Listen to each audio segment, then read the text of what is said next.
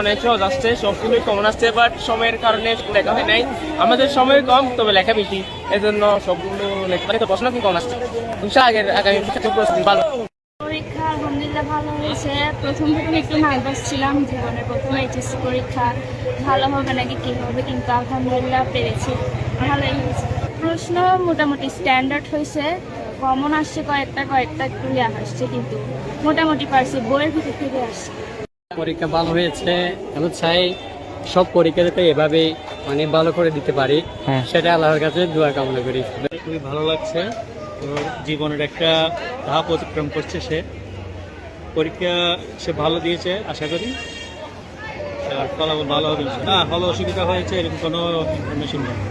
সরকারের শিক্ষা মন্ত্রণালয়ের নির্দেশনা মোতাবেক আজকে এইচএসসি পরীক্ষার প্রথম দিন আমরা অত্যন্ত সুষ্ঠু, নকলমুক্ত এবং স্বচ্ছ পরিবেশে প্রথম দিন অতিবাহিত করেছি।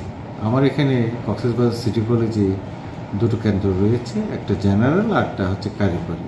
তো জেনারেল সেকশনে আমার পরীক্ষার্থী ছিল 932 জন, উপস্থিতি ছিল 915 জন এবং অনুপস্থিতির সংখ্যা হচ্ছে 17। আবার অন্যদিকে বিএমটি শাখায় মোট পরীক্ষার্থী ছিল 171 জন, উপস্থিতি ছিল 168 এবং অনুপস্থিত 3 জন।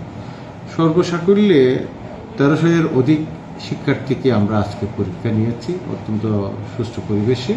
আবার বিকালে আমাদের বিএমপির আরও এক পরীক্ষা আছে, আশা করছি সেটাও সুন্দরভাবে পরিচালনা করতে পারব।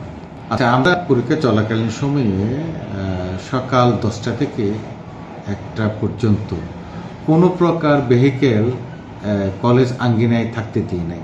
এটা 144 ধারার অধীনে ছিল।